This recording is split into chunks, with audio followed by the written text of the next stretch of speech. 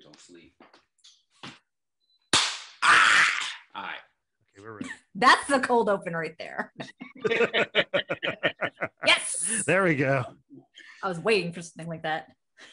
Yeah, you got to be careful now because she records stuff and just like throws it in front of the episode. Ah, I forgot it's recorded now. Oh shit. Yeah. All Ah. right.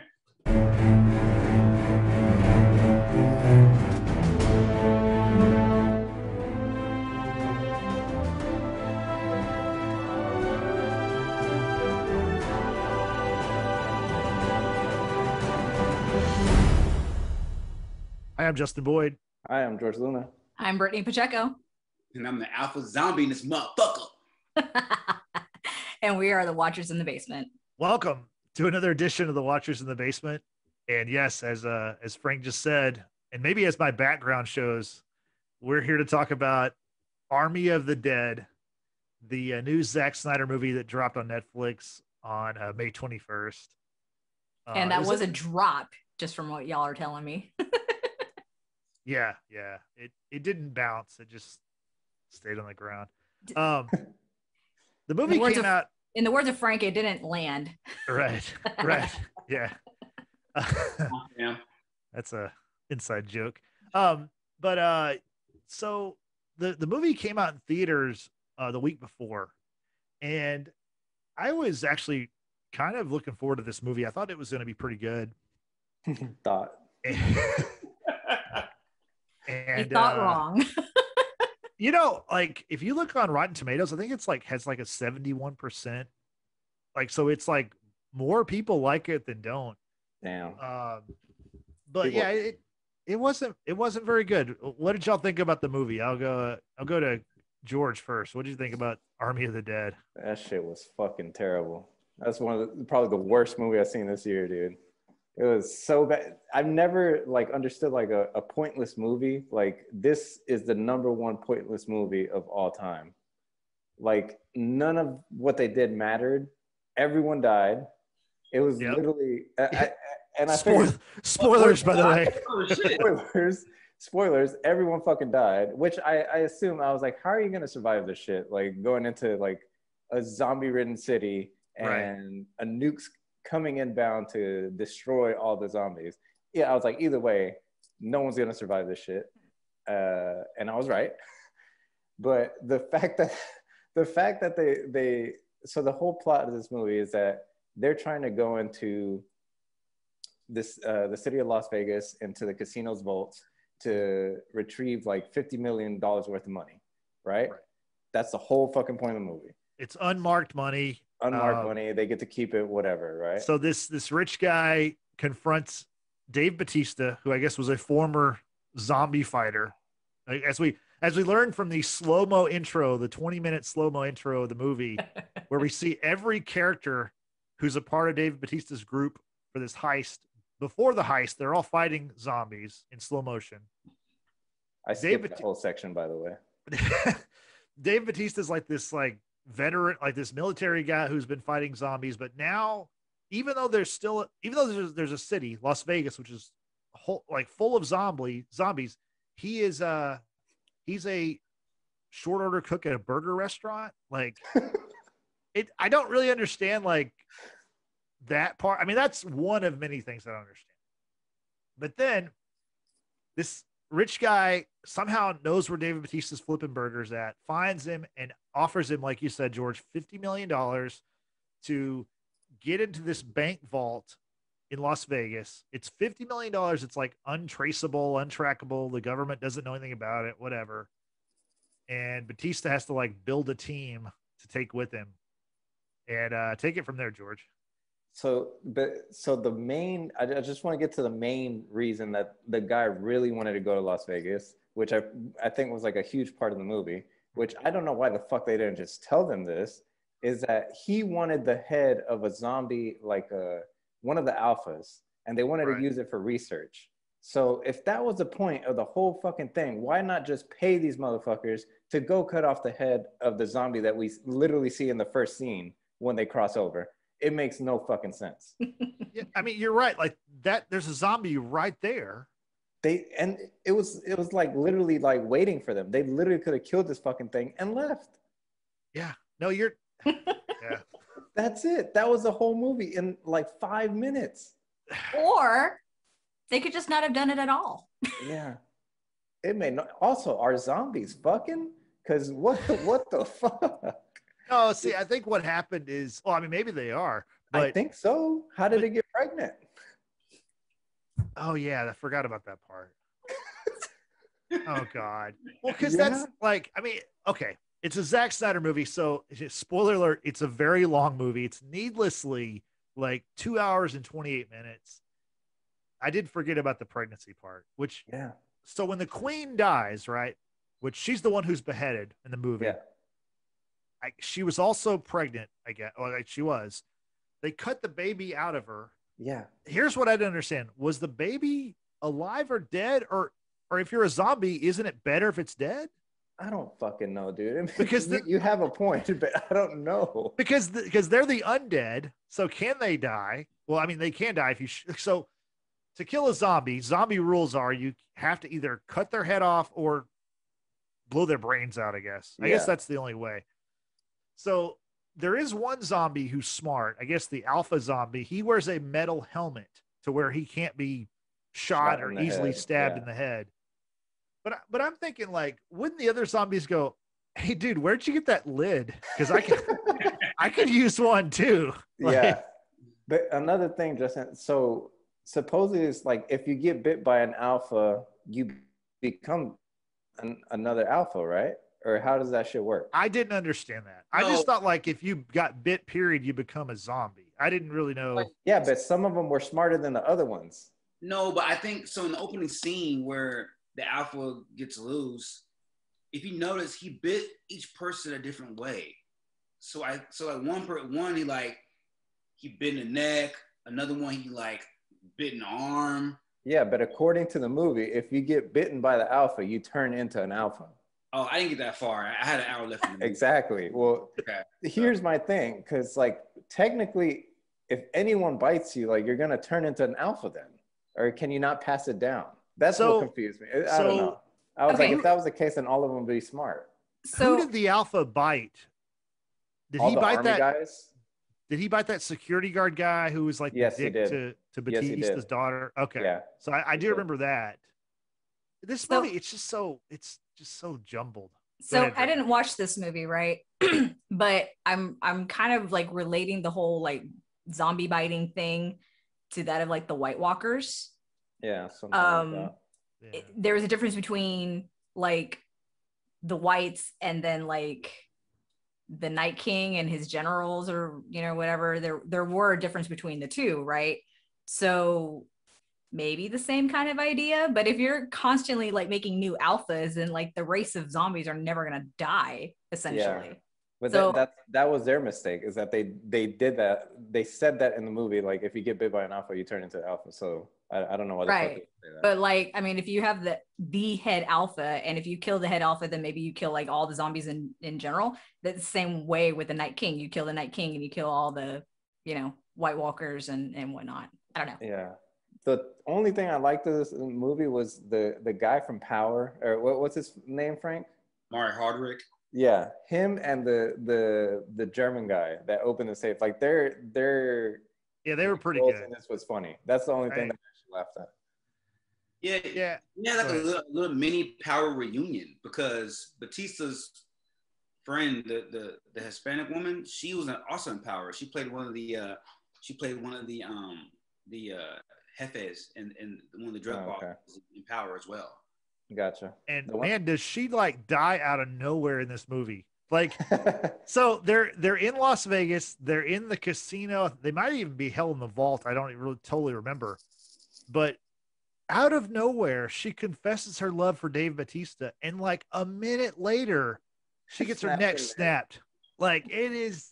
I mean, I'm not surprised they all died, but like how quickly she died. Like, it seemed like she was one of the main people, and it was like, nope, she's dead. Like, just like the thing about this movie is that his character, the guy from Power, I forgot his character name in the movie, but he was the only one that survived, and because he got thrown into the safe. How the fuck did he escape? Oh shit, the black guy survived? Yes, Well, and that was surprising to me because I think they did it on purpose. Like, because usually in horror movies, the black person always dies first. I'm gonna finish it today now. Just because you told me that, I'm gonna finish it today. No, wait, hold on, hold on. Are we sure he survived though? Exactly. Yeah. So in the end, it turns out that he got bit by a zombie, and this guy's not like an asshole or anything, right? Like, I don't think he would purposely he saw that everyone was killing themselves. Like, if they got bit, then they're gonna try not to spread it or get anyone else sick. So he's on an airplane when he figures this out, and then it just cuts to black. Yeah, so he takes whatever cash he could carry, and he gets to like a private airplane. He's on the airplane with like the stewardesses. He goes to the bathroom. He's like looking in the mirror. He's all bloody and beaten up, and he looks at his arm. And his arm, he has a bite mark, and he's like, you're seeing like the zombie part spread, and he just looks at the camera. He's like, "Fuck," and then it goes to black. Well, so I mean, they're in the air. So if he kills the pilot, let me just they're gonna crash, right? Like, let me just say, either way, he's gonna fucking die. Yeah. They dropped a nuke in that area. Is he really not gonna die of fucking radiation? The safes in Las Vegas are amazingly durable, I guess. But he had to get out. Like, he had to get out and walk through all that shit. Oh, I know. He's gonna die. Yeah. No, the whole money thing. It's like, okay, if you can get in this safe and crack it, then you get all this money. And the part where they like actually crack the safe, they're all like celebrating, and I'm like, okay, you just did half of it. Now you've got to get all that money, which is like hundreds of pounds of dollar bills, by the way. Yeah. On a pallet, like if you're getting water at like Sam's or something, there's like a big pallet of money. How are you going to get all that money out of this zombie infested city? Like, the celebration during that part, I threw my hands up in the air. And I'm like, I hope they all die, because this is so dumb. Like, you're halfway through the battle, man. Like, you still got to survive, and now you're carrying hundreds of pounds of cash. Yeah. Nope. I agree. It made Did they have like, I mean, they had like little backpacks, like little like fanny packs. Like, you can only put so many dollar bills in a fanny pack. Believe me, I've tried it. Okay. So do zombies age in this movie? I don't think so. I think they just live for. It's a short period of time. Yeah, it was like less than a year. Because the reason I asked, because in the opening scene where the Alpha attacks the convoy, right? He has short hair. Then, like later on in the movie, when he reappears, he has long hair to suggest that his hair grows. So there has to be some aging process with the zombies. Yeah. Don't they give a timeline of like a few months? It was like a year. Was it a year? Okay. Yeah, it was literally like a year. Okay.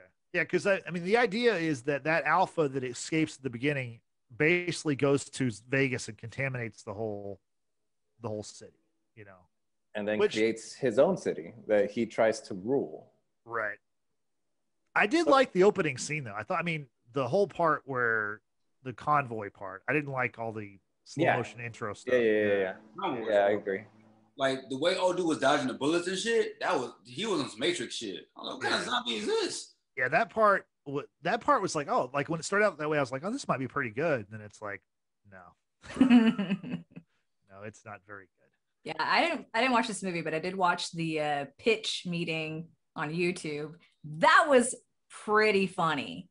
Like, just to go over, the different plot points and how a lot of things were not explained, I guess is the word I'm looking for. I mean, certain things were introduced and it's like, oh, well, that sounds like that's going to be useful, in the long run. No.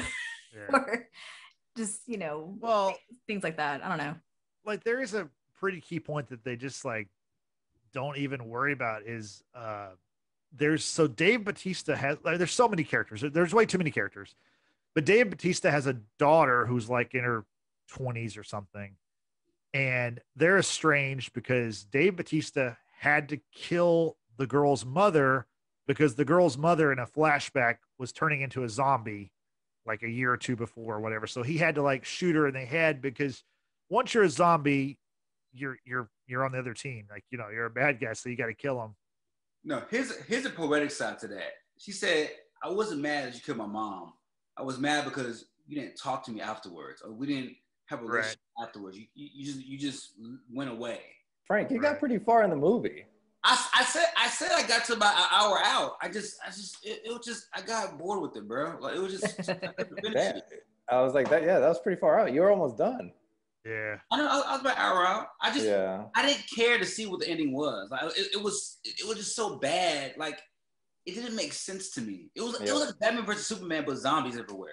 No, and then that's the character, Justin, the lady, the one that his daughter went back for. Yeah, that's what I was getting to. Yeah. They never answered it, and she fucking died in the helicopter. I mean, I guess she did because they didn't show her again. Like that.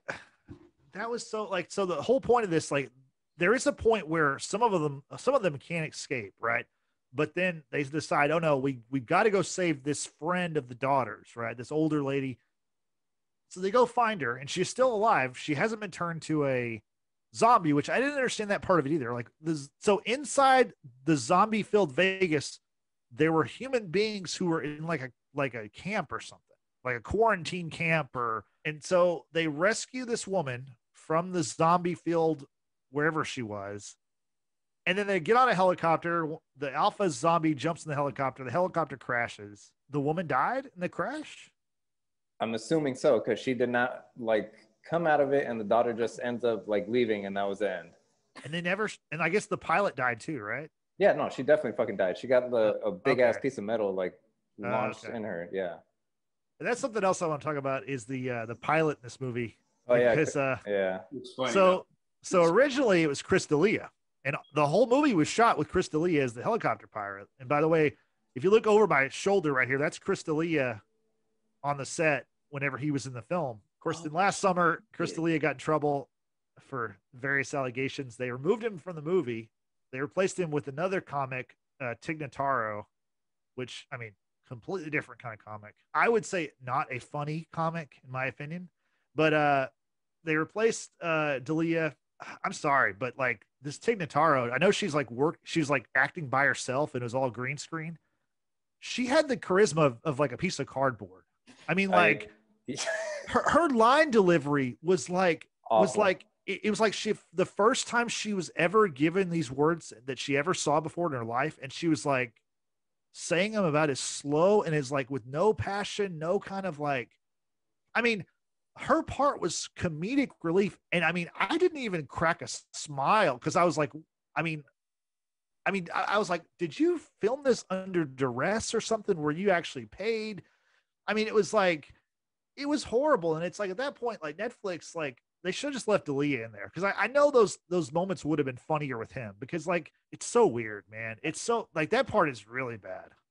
I agree with you, Jay. Like her comedic timing was just off. Like the stuff that she was saying would have been funny if it was someone else saying it. I don't know, but it was not funny at all. It's like how she was saying it. Yeah. It was like, I like, did no one explain to her, like, you're the funny one in this movie? Cause there's, I mean, sorry, but like, there's no one else in the movie that even has a personality besides Omari Hardwick.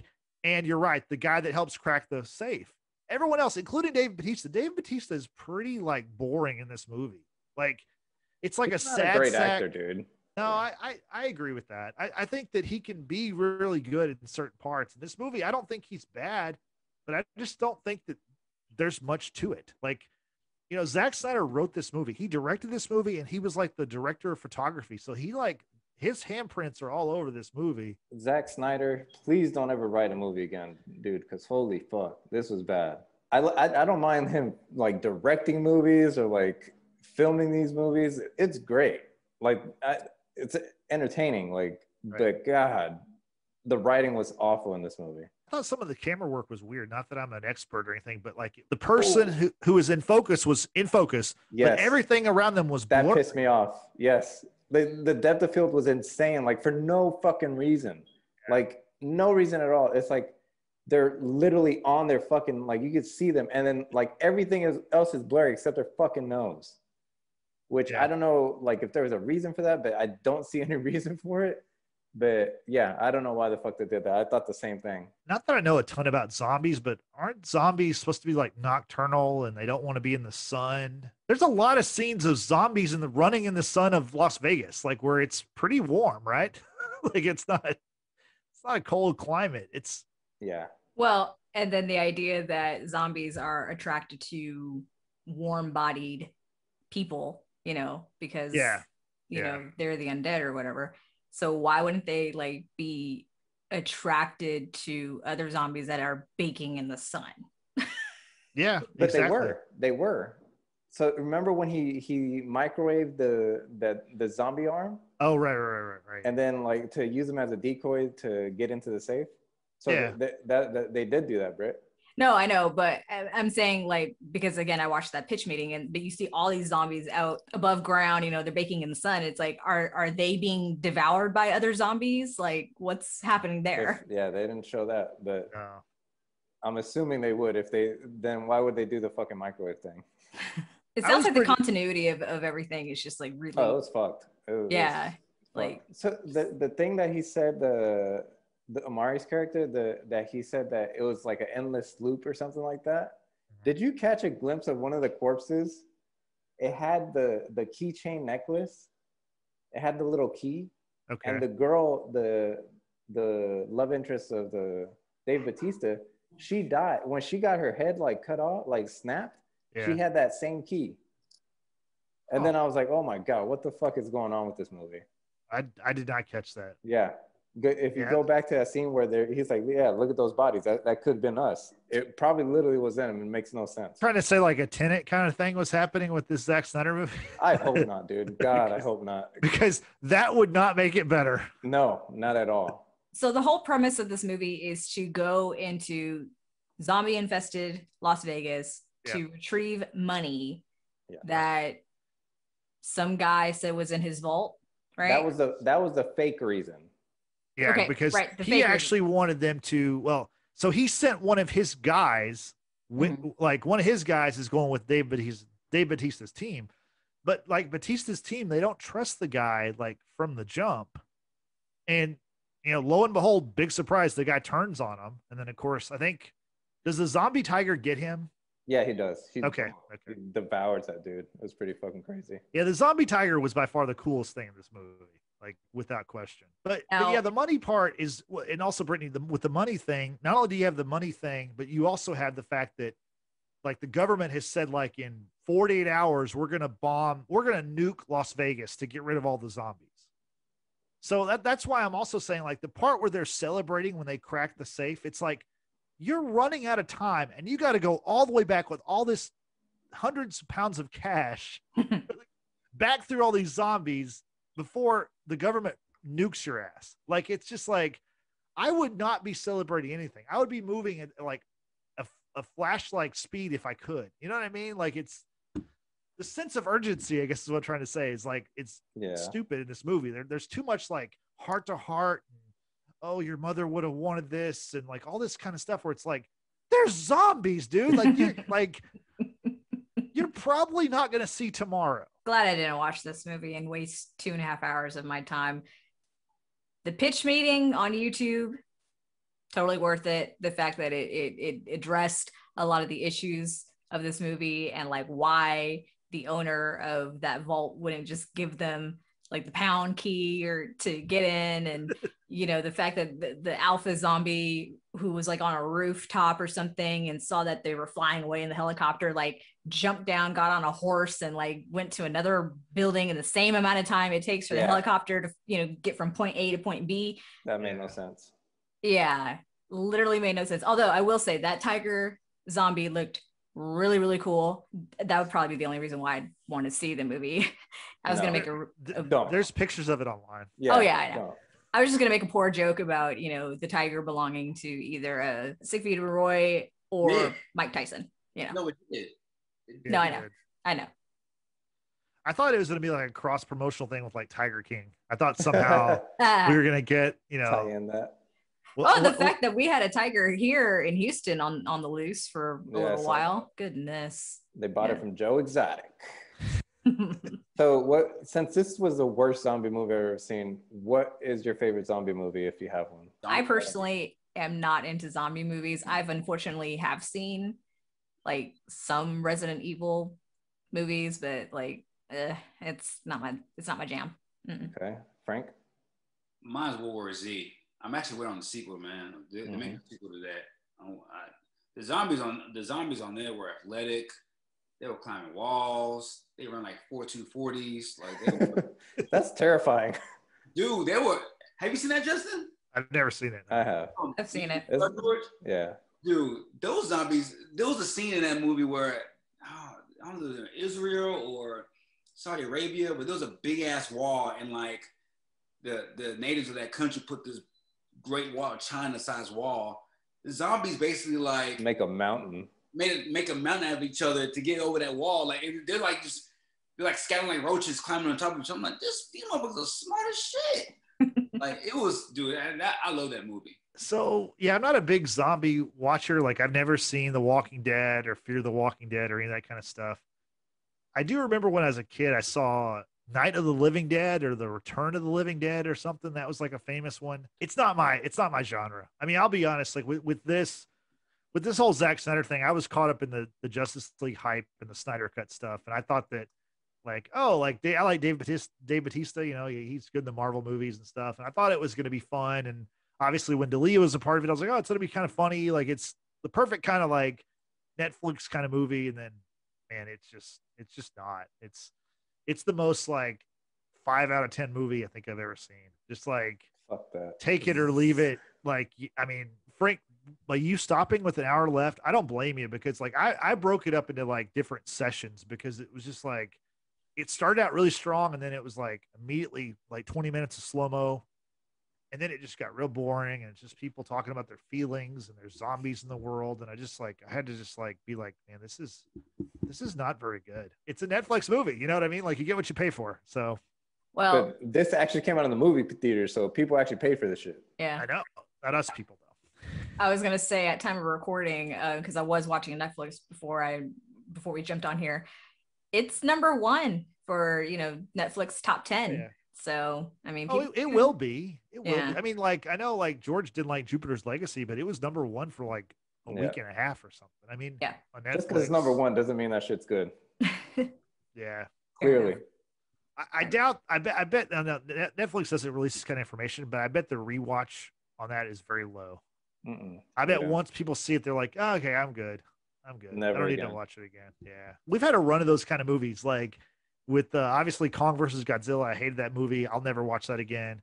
The new Mortal Kombat, I'll never watch again. I mean, that movie I had zero expectations for, so I wasn't surprised. But this one I actually thought was going to be pretty good, and this disappointed me. Any other final thoughts on Army of the Dead? This review has definitely solidified me not wanting to watch it. So thank you. Well, moving on to a movie that we all want to watch, The Eternals. Marvel dropped the first teaser trailer on Monday of this week. What did y'all think of the Eternals trailer? It looked so amazing, just with the cinematography. I guess they're showing through different periods of time, right? And you hear the voiceover of we've never interfered until now, and the very fact that you see towards the very end of the trailer that this is present time, right? Because the fact that someone asks about Captain Rogers and Iron Man, that now that they're gone, who's leading Avengers, and Richard Madden's character is all like, well, I could do it, and then everyone busts out laughing. So I do like the fact that this is going to be more or less present time in the Marvel Cinematic Universe and what all is going to happen from there on out. I was a little concerned that we didn't see a whole lot of like Kit Harington in the promo, so I'm hoping we'll see a little bit more of him. I do like the idea that he's reuniting with Richard Madden, because they had very limited scenes in Game of Thrones, so it looks awesome. Just like aesthetically, everything looks amazing. I can't wait to see what's in store. What about y'all? No, it was a badass trailer. I'm very excited for this movie. honestly. Because all these movies we've been watching has been a fucking letdown, honestly. Every single one, dude. They're pretty bad. So Yep. I'm excited to finally watch a Marvel movie. But supposedly Jon Snow's character is supposed to be like the other love interest to one of the people. So I'm pretty sure we're gonna see a lot of them, Britt. Black Knight. Yeah. Yeah, the love interest of Richard Madden's Emma Chang's character, or like, I don't know. So supposedly she's dating Rob Stark, and she's gonna fall in love with Jon Snow. But I think that Jon Snow, Kit Harington's character, I don't think he's gonna. I mean, I think he'll have a big part in the future, but I don't think he has a big part in this movie, maybe per se. That might it's probably the thing where he's introduced in this film. But I mean, maybe I'm wrong because I know very little about these characters. Oh yeah, supposedly he's supposed to be like the love interest to her. Like they're gonna fight over this shit. So okay, I don't know. Frank, how much do you know about the storyline with the Eternals? I mean, I know you're mostly into comics. Out of the whole my knowledge of the Eternals is secondhand from other comic books, like Thanos origin stories, things of that nature. Like Thanos people, the deviants, and the the Eternals had beef for like eons. So like I know a little of the story based off like offshoots from other comic book series. You know, they're viewed as like the genetic symbol of like perfection when it comes to human beings, right? And like they're gods, aren't they? Yeah, they're gods. Yeah, and like, they're immortal, and like they help pretty much spawn the human race on Earth, and with them because they're viewed as celestials. Or that was going to be my next question. Is there a difference between Eternals, the Celestials? Like we know Star-Lord's dad is a Celestial, and then you've got the Deviants, like what you're talking about. Yeah, so the Celestials are like so in the comic books, the Celestials, they pretty much created the mutants. And then like after them, you have the Eternals and the Deviants, which are like gods in their own right, but the low level gods from the Celestials. Okay. So that's pretty much my. Now I know the Black Knight, who's played by Kit Harington, he's like a badass in the comic books. Like he has this big ass sword, and the more he uses it, that power, the more crazy he becomes. So to see Kit in this element of acting is going to be very, very interesting to see, because he is such a dynamic character in the comic books. From what I saw in the previews and the trailers, man, it's cinematically it looks exquisite. Like it looks beautiful. And there has not been a Marvel movie or a movie in a long time that I want to have sex with every single one of the women in the cast. And between Emma Chan, Angelina Jolie, and Salma Hayek, that's the trifecta for me. That's like making the 8. Making the 8.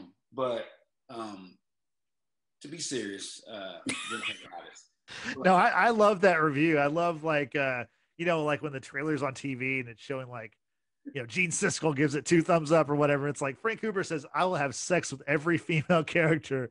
He's like, finally in 2021, there's a cast that I can have sex with everyone. Gemma Chan does things to me that I didn't think my body could do. Like she is really godsend to the human race. She is. What else has she been in? I'm not really Crazy Rich Asians. Crazy Rich Asians. Yeah. Okay. Yeah, she's like. I mean, I can't wait to see how the movie is going to play the role in the MCU. My only question is, since like the rule is that they don't really partake in like human matters and like universal matters, where the fuck were you guys at doing the attack on New York and the attack on with Thanos? Yeah, and with Dormammu coming through the dimension trying to take over, and then like with Thanos wiping off half of existence, because you would think with Thanos wiping off half of existence that will affect them because they are in existence. So right. I hope the story. I hope they really do a good job of like explaining where the fuck were you this whole time. That's my own. That's a legit concern and worry for me. Yeah, that's something they're gonna have to address, and I think that's also like kind of what Brittany said earlier. Is I think it's good that we see that they're kind of coming into their own after Endgame. They're referencing the fact that, Steve Rogers is gone, Iron Man's gone. So that sets the tone that it's going to be present day in the MCU. And yeah, you're right. They need to explain where they were, what they were doing. Like that's going to be a big hole in this if they don't figure. But they're going to explain it. They will. I know they won't. Let us down on that. No. I don't want a Zack Snyder explanation like, oh, we were sleeping in hyperdrive or some shit like that. And but supposedly, Frank, that what they said is one of the characters, Sprite or whatever, can erase people's memories and shit. And supposedly, one of the theories is that they erased their memories a long ass time ago, and they didn't remember that they were fucking gods. So that might be an explanation, and it's probably not one you want to hear, but that's a possibility. So I wonder with Thanos having, the snapped and half the universe, went away. I mean, did they go away too? Does it apply to them? Frank said, yeah.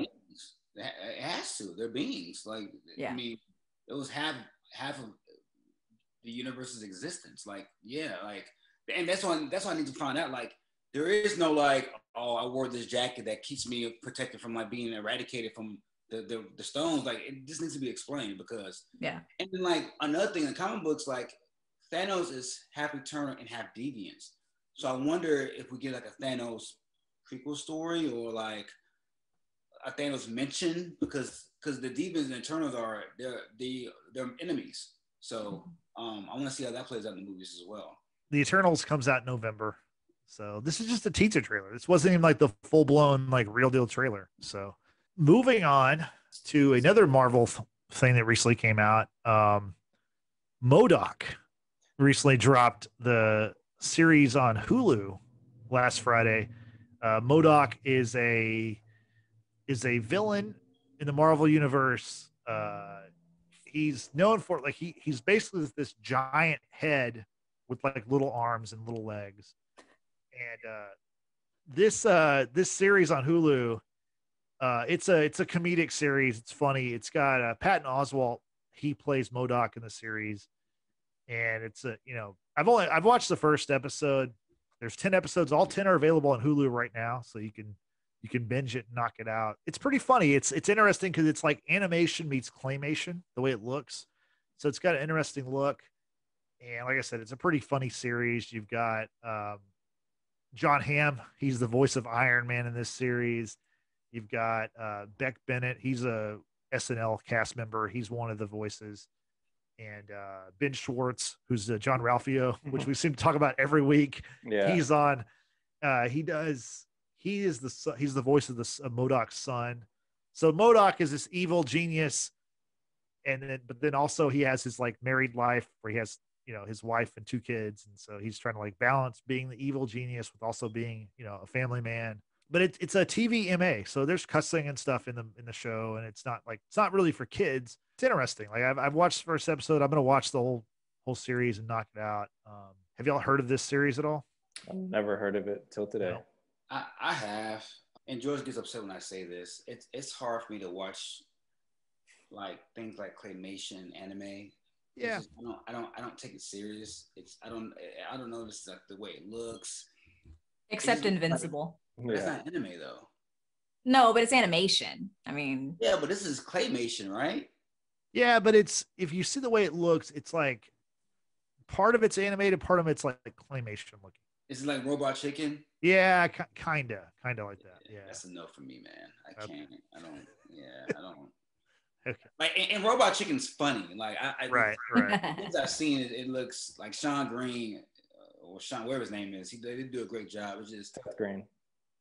I'm sorry, Seth Green. Like, it looks like dancing shit to me. I just can't. It's hard for me to like take it serious. And you're not supposed to take it serious, but it's visually wise, I can't key in and like pay attention because I don't respect the claymation of it. And it doesn't. It could be a claymation Obama. I'm not gonna want to watch it. I just don't. I don't want to see that. I don't know. I'm sorry. Yeah. I'm gonna make you watch Nightmare Before Christmas, and you're gonna fucking like it. Okay. I saw part of it as a kid, and I fell asleep on it. All right. like this stems back to like to my kiddie days as like a 6, 7, 8-year-old. Like, all right, I don't. Y'all tell me how it is. And I'll read the cliff notes on Wikipedia, and I have no problem like, you know, being in the conversation and shit as if I watched it, you know. So. Well, the one thing that's I've noticed, I've been reading like stuff about it, trying to avoid spoilers, but MODOK may eventually be in the MCU, but this is not a part of the MCU. And I see people writing stories with headlines like, you know, MODOK brings the X-Men into the MCU. And it's like, no, it's a Yahoo story. That headline's wrong. He's not bringing anything into the MCU. It's not in the MCU. It is funny the way the characters interact. Like Iron Man's only in the first episode briefly, but it's his interaction with MODOK it's pretty funny, and it's definitely an adult kind of humor. So, but I understand what Frank's saying. Like, I'm not a big animation person either. If this wasn't a Marvel thing, I wouldn't be watching it. I think it's worth checking out. It's kind of cool. You know, if you have Hulu, then maybe, you know, give it a chance. And the episodes are only 25 minutes long, so it's an easy watch. It's a very snackable show. So, Justin, is the character Longshot in the show? Not yet. I've only seen the first episode, so I'm not sure. Yeah. In comic books, he's like an associate of MODOK, but he eventually breaks off and becomes a protagonist in the comic books. But okay, he might very well be, but I'm only one episode in. So Brittany, George, y'all got any thoughts on MODOK? I might watch it. You might. Okay. Yeah, I might. That's a definitely maybe. Yeah, okay. That's a maybe. I do like, you know, the claymation kind of approach of things. When you first said that MODOK is like big head, little arms, little legs, whatever, I'm like, oh my god, yeah. He's like a mutated T-Rex. I don't know, like, you know, big head, little arms. Yeah, do a quick Google search for MODOK and see what image pops up. Do MODOK, Patton Oswalt. You can see what he looks like. And that's the funny thing about Patton Oswalt. I mean, because we all kind of flipped out when he was voicing the gills of the boy, you know, of the deep on the boys. And so, like, to hear him be like this other type of character, I don't know if I could take him seriously like that. I'm not sure. I will give it a fair chance. I honestly will. I still also need to give Jupiter's Legacy a fair chance. Other than that, sure, we'll go with it. So this is Patton Oswalt's second MCU appearance. Actually, he was also an agent,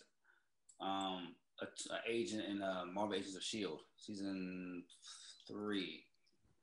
Okay, yeah, they mentioned that in the show. I mean, they mentioned Agents of S.H.I.E.L.D. in the first show. Do they? Well, they mentioned MODOK talks about how he killed a S.H.I.E.L.D. agent like back in the day. He talks about his first kill, but I mean, it's done in like a joking way. Everything is a joke in the show. Yeah, it's all. Yeah, that's probably a play on his actual official Marvel role. It could be. Yeah, it very well could be. I never watched Agents of S.H.I.E.L.D. I mean, there's a lot of Marvel. I mean, obviously it's a Marvel show. There's a lot of characters that we know that are in this show. What the actual fuck am I looking at? Do you see it? Just pulled up a photo. Like, yeah. What the actual fuck? Yeah, his head is like 95% of his body. Dude, it's all of his body. He's just got like little limbs. Yeah. This is crazy. No, the picture I'm looking at right now is he's got like chainsaw type things. What the fuck? That should be our cold open on our next episode. What in the actual fuck am I looking at? That should be our cold open on our next episode. I can do a soundbite of that. I mean, you know. That would be dope. Okay, now I'm a little freaked out. Not gonna lie. So once again, that's not a part of the MCU, which, you know, it's funny that's the case, because next week, here's the idea I have for next week's show. I want us to talk about our favorite non-MCU Marvel properties, movies, whatever.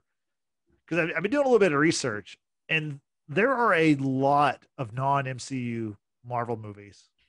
Like, there's way more non-MCU Marvel movies than there are MCU Marvel movies. I was sticking just to movies, but I mean, yeah, there's, you know, plenty of other shows too. I mean, Netflix, all of those Marvel shows, they're not MCU. At least not yet. Was Daredevil, Punisher, and Luke Cage in MCU, even though they referenced like events from the Avengers and all that kind of stuff? Not really. No. Until Spider-Man. Right. And Daredevil and Hell's Kitchen, they referenced the war in New York. Like, Yeah. Yeah. Right. What will not be on my top? It's a TV show, Iron Fist. Absolutely not. Yeah. Never watched it. It's not a good show. It wasn't. It's not a good show. It really Never watched wasn't. I think Daredevil was the best out of those shows. Mm. Yep.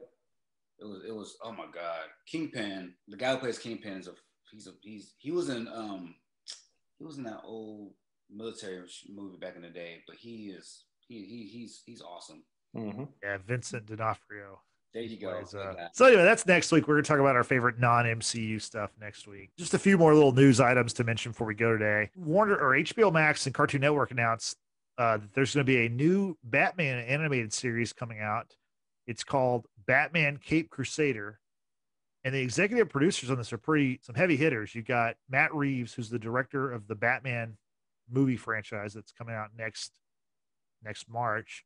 You've got J.J. Abrams, and you got Bruce Timm, who is the guy who created the Batman the Animated Series, the one that I think all of us are kind of familiar with. Batman the Animated Series. It ran like in the mid 90s. So they're coming out with a new Batman animated series. And of course, if you have Batman, you've got to have Superman. There's a new Superman series also. It's called My Adventures with Superman. And the Boys star, Jack Quaid, is going to voice Clark Kent and Superman. That's funny. It's gonna be so silly. So, another one I probably won't be able to take seriously just because Huey. Huey is just like so silly and boys in a way. And then speaking of animated, there's also so you'll maybe have heard of Injustice: Gods Among Us, the video game. Well, they're coming out with an Injustice animated movie. So you peaked. I would watch that because that's a dark take on the Justice League. Yeah, like that's probably the darkest. Like, and Zack Snyder kind of teased it in his version of Justice League when Superman goes rogue. I would watch that shit. That would be kind of if they follow the storyline from the video games and the death of Lois and all that kind of shit. That could be a gold mine. Yeah, I think it'll be pretty good. Some of the animated stuff from DC is actually quite good, especially the Batman stuff. The Batman stuff is usually pretty good. I don't understand why they don't get the writers who do the DC cartoons to do the DC movies. I don't know. I mean, usually the DC animated movies are just adaptations of the comic books. That's what I'm saying. Like, just if you're not a creative writer and you struggle with like putting together concepts, just follow the comic books. Yeah, I don't know. That's what the cartoons do. Honestly, who I think should make DC movies is we should get the showrunners from Game of Thrones, Benioff and Weiss. No, I'm serious. Think about because if you give them a story, they can adapt it and bring it to life and make it look amazing. Actually, as long as you don't put them in charge of writing the story or finishing a story, I don't blame them for that part of it because that's George R.R. Martin's fault. He didn't finish his story. Right. And on top of that, you have 70 years of DC comic book content you can look at. Yeah, exactly. So you can't fuck that up. It's impossible to fuck up. Well, I don't know if it's impossible. Yeah. We have seen Man of Steel, BVS. We've seen those movies. So my last kind of superhero related thing is I wanted to talk a little bit about Superman and Lois. It returned last week after a 7-week hiatus due to COVID. It's really good. The first episode back was a strong episode.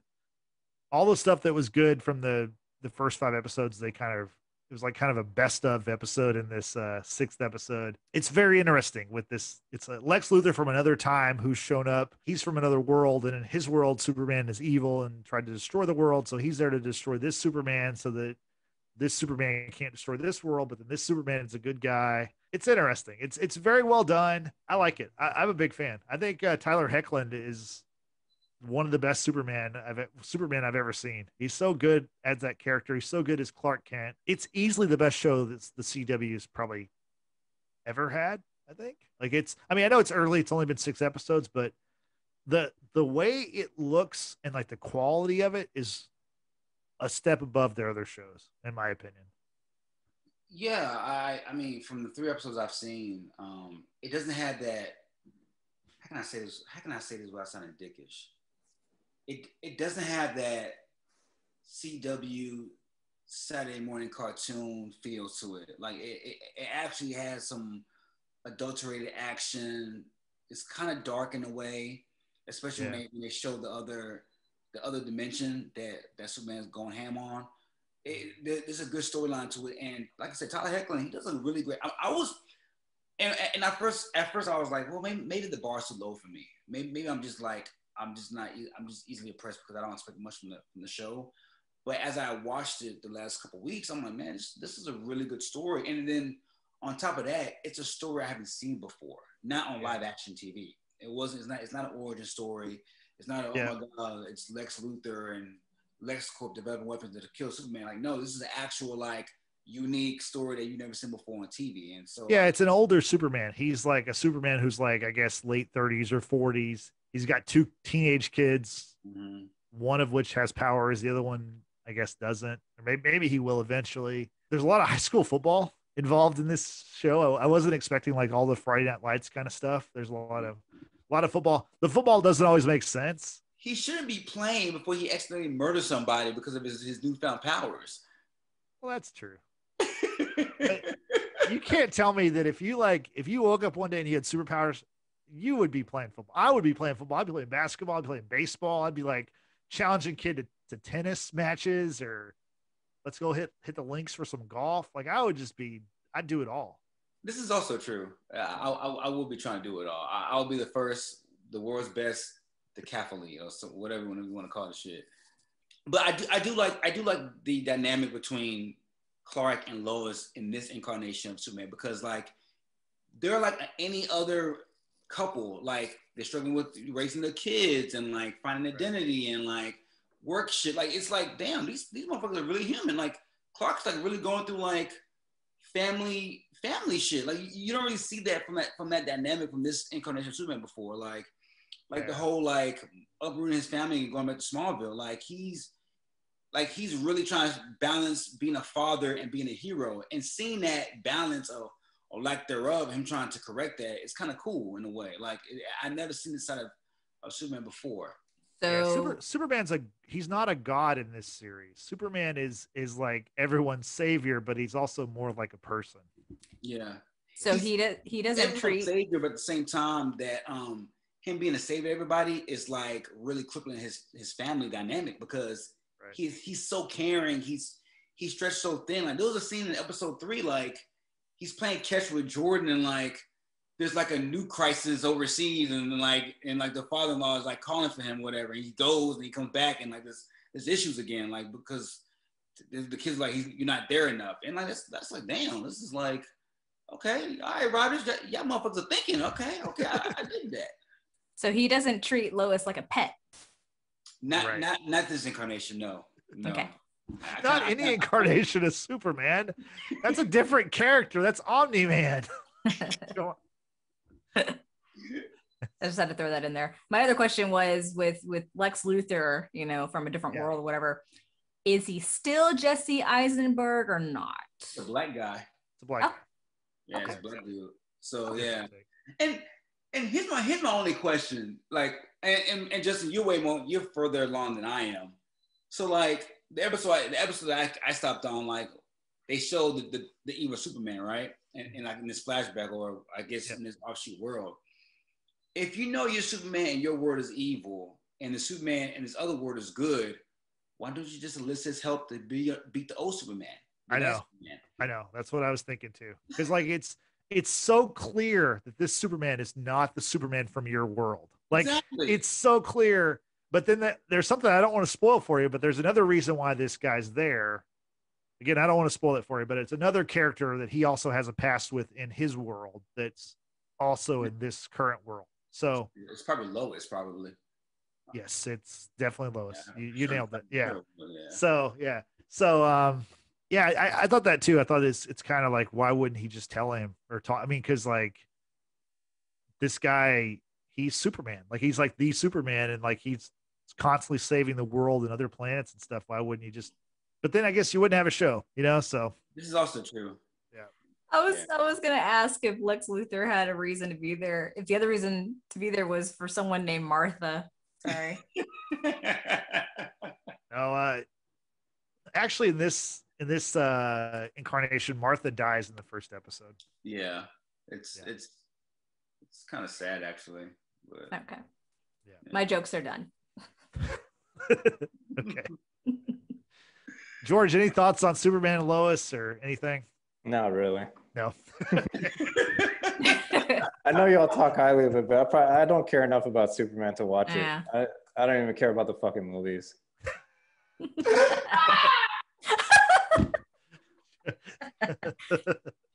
Frank, you're Okay, so extra. So no more Superman talk for. Man, God damn. I'm just being real with y'all. Yeah. Well, that's all I had. What would y'all like to talk about now? I really want to get you guys on Gangs of London, man. Like, I need you guys to walk this journey with me of exquisite acting and just powerful dialogue and great cinematography. Like, it's really, it's a dope ass. So to set up for you guys, it's modern day London. There's a turf war. One of the head mob boss of the seven families gets murdered, right? And like the son takes over, and so the widow is played by Catelyn, the woman who played Catelyn Stark. I can't remember her name, but she's the widower in this show, and the son takes over the business, and he pretty much shuts down operations until he finds out who killed his dad. But the gangster nature of these characters, man, it's really really good. Like I need you to check that out. Where's it streaming? Yeah, what's it on? It's an AMC show. So if you have AMC Plus, or if you have On Demand, or Do not. Live, you can watch it on that as well. I'm gonna borrow your login, buddy, because I do not have any. We do not do that here, sir. Maybe you don't. I do. Superman haters are known for using other people's logins. Yeah. Okay, Justin.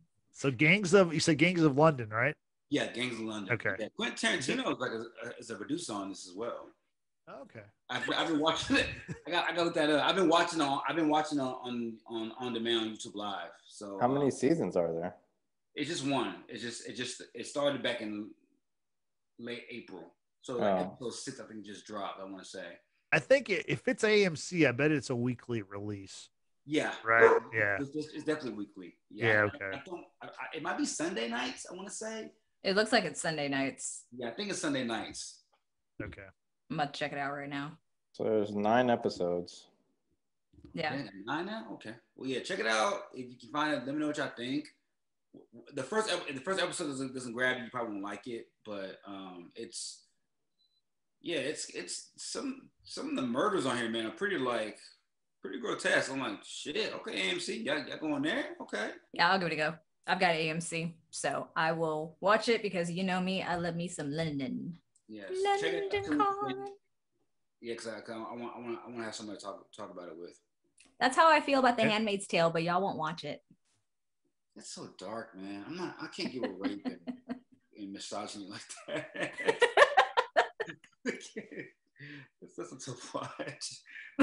I was gonna say, but apparently me and Justin can. Yeah. Yeah. Big fans. Huge fans. Yeah. Big fan. God. Yeah. Horrible. That was a previously on the Watchers in the Basement. Please understand that was a joke. God. You have somebody who's like, I like this podcast and all, but then like 2 of the dudes are pro rape, so it's kind of weird. Yes, guys, Justin and George are committed guys in relationships. They respect women. They're not into misogyny. Thank you, Frank. Yes, this is very true. I mean, massages, but not Deshaun Watson style. Okay, like oh my god, let's keep it above board, or or below board, if you know what I'm saying. No, whoa. I don't know what that means. Wow. I don't know what that means. I don't know what what am I even saying? I think it's all the rain. We're getting so much rain. Blame it on Rain that. City. Milli Vanilli blamed it on the rain once before, and that worked out well for them. Wow. I guess none of y'all know who Milli Vanilli is. Yeah. Of course. Okay. The greatest lip sync band ever. Brittany and George are like, what the fuck are they talking about? Yeah, I am. I've got older siblings. I get it. I know what you're talking about. I just don't care. Yeah. Well, what do you care about? What would you like to talk about? I'm just going to put my little plug in here for yet again another recap of The Handmaid's Tale coming your way this week. At time of recording, the 7th episode of the 4th season will be dropping tonight at 11 p.m. I'm hoping I will stay up long enough to actually watch it. Otherwise, it's going to come. I'm going to watch it rather Wednesday and then hopefully give you my recap ASAP. And, you know, me just trying to enjoy my time off school before I get roped right back into it. So I'm just trying to catch up again on my show, The Good Doctor, which is on ABC, I believe. This past one supposedly is going to be a real doozy. I don't know if I can handle it, but we'll see. And, you know, still watching my trash TV because I love me some drama. Let's just call it what it is. I do love me some drama at times. But other than that, you know, not doing a whole lot. I do have like a growing list of shows that I do need to check out and or movies. Definitely not Army of the Dead because we talked about it. No. But Frank, I'm gonna jump on that bandwagon of Gangs in London. Gangs of London. Gangs of London. Of London. I gotta remember it sounds like Gangs of New York, but it's Gangs of London. Got it. So yeah, I'll check that out and report back. I'll probably like binge it. Nice. Because why not? So yeah. George, what about you?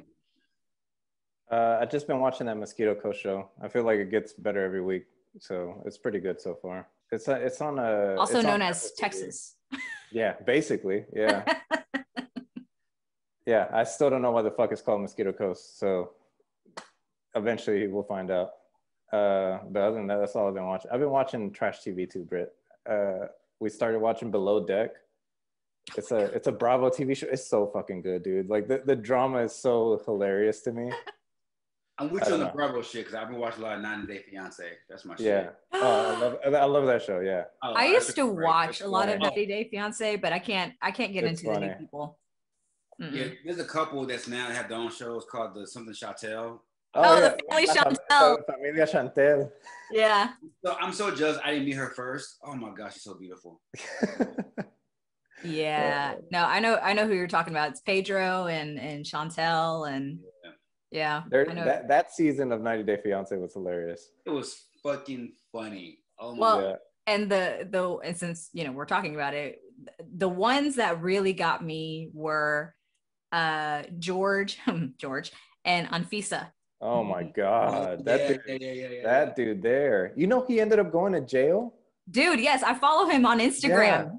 Yeah. He went to jail and Scam, right? Scamming? Yeah. No, it was a cell. It was the sell of marijuana. You can sell it in California, but he tried selling it in Arizona, and you can't do that. Okay. So that's why he went to jail, and he lost like a shit ton of weight. He's out of jail now. I think he's divorced from Anfisa, and he's like with this new girl. They just had a baby. That's crazy. He's living life. And then Anfisa's like, she's like a bodybuilder now. Like she does that. Like check out her Instagram if you're into that kind of thing. Frank. So yeah. But yeah, their storyline was absolutely crazy. Like so crazy. She's such a gold digger. That dude's an idiot. Yeah. He's a big time idiot. Yeah. Yeah. Justin, you get on the bandwagon of 90 Trash Day TV. Trash TV. Yeah, I don't think that's gonna happen. I've heard that Dune might not come to HBO Max. Oh, which is garbage because it was supposed to. Yeah. Why would they pull it from there? It's just so it can be seen in the theaters? Yeah, they wanted to give it a big theater run, make more money it. that way. Yeah. That sucks. It just sucks because they already said it was going to be, you know, an HBO Max movie, but they better not go back on. I'll be upset about that. That's at least Suicide Squad's going to be that. It's still going to be day and date. So I'm looking forward to that. It's like August 6th or something. So do you think that we'll eventually go back to just 100% theater releases? Look at Fast and the Furious. That's fair. Fast and the Furious has made a ton of money already overseas. It's already out overseas. Yeah. Yeah. It's made like $200 million already. Yeah. That's crazy. Mi familia. Yep. Cannot wait for the Fast 9, for the Fast saga to continue. Is that going to be the first movie you go see in the movie theater? I mean, Since all this COVID stuff? yeah, it probably, I mean, yeah, it definitely would be. I'm just gonna, maybe see if I can find it other ways. I was gonna say, Justin's literally risking his life to go watch this movie. Oh my goodness, that's too funny. It's like COVID, worth it. Right.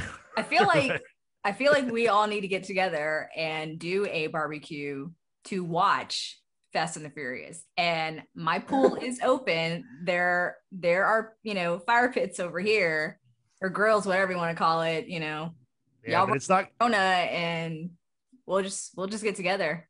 It's not going to be streaming for a while though. And I don't know where it's going to stream. I guess. Probably HBO. I think it'd be the. It's would it be the? It's Universal. Right? So it's Universal. Peacock, yeah.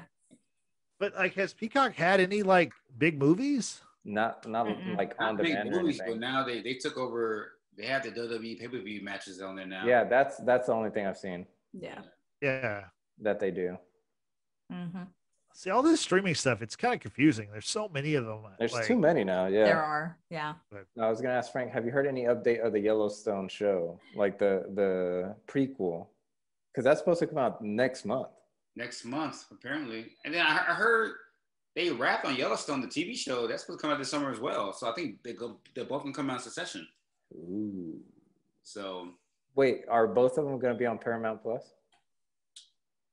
Yeah. Or is it? Yeah, that's the home station. So it's not going to be a Peacock anymore. Well, I mean, it's still on Peacock if you look at the current episodes. No, I mean the new seasons. Like the new seasons are not going to come out on Peacock anymore. I don't know. If not, then I'll get Paramount. I'll give my login and cancel. You could just cancel Peacock. Yeah, I'll just cancel Peacock. So yeah. All right. Cool. I think I get Peacock free through my Xfinity. Oh yeah, you probably do. Yeah, I saw that on the. Oh shit! I have Xfinity Wi-Fi. I might be able to get it free too then. Yeah. I think you might have to have the cable. Oh. Yeah, I've got the cable connection. That's how I've been able to watch The Office when and if I want to watch it. Although I do have the DVDs, so it's fine. Some of these deals you have to really look for. They don't really promote them. Like with the whole HBO Max with AT&T, like I I had it for like a month or two before I even knew I had it. Wow. It wasn't like heavily, like at least they didn't like tell me like, hey, here's something you get for free. Just use your AT&T login. I was like, no, I mean, I don't think I missed out on a whole lot, but still like. I always look for deals like whenever they're renewing because they always give you free stuff like a year of this, a year of that, whatever. Yeah. I recently dropped my Sling TV. So I'm all I have are the streamers now until football season starts back. So, then I'll have to get the Red Zone channel because that's my lifeblood. Oh my! The thing is, I don't even care about like watching one NFL game doesn't do it for me. I need like all of them. Like I need. That's funny. I need the Red Zone. So Brittany, before we get out of here, how can people find us on social media? Search for The Watchers in the Basement on Facebook, Twitter, Instagram, and don't forget to subscribe to our YouTube channel where you can check out all of our past videos, such as Game of Thrones, anything from the Marvel Cinematic Universe, The Boys. And if you're not into video podcasts, that is totally fine. We also have our audio podcasts on Apple Podcasts, Google Podcasts, and Spotify, thanks to Anchor.fm. And help spread the word about The Watchers in the Basement. We'd really appreciate it because we are a small podcast, but we are a proud one. And be sure to use hashtag Watchers Basement when you are helping us promote our show. So you can use it on Facebook, Twitter, Instagram, as well as YouTube.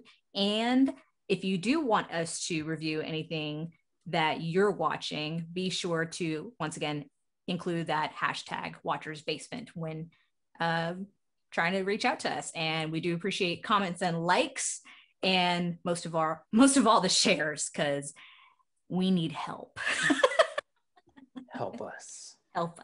Yes, please like, share, comment, spread the word.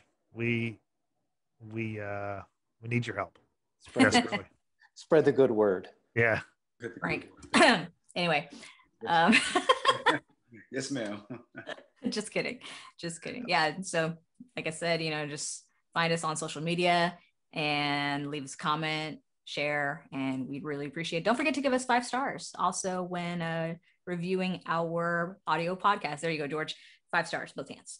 And yeah, that's pretty much it. Okay, thank you, Brittany. Appreciate it. So for Brittany, for George, for Frank, I'm Justin saying we'll see you next week when we talk about our favorite non-MCU Marvel movies, shows, projects, whatever. See you then. Bye-bye.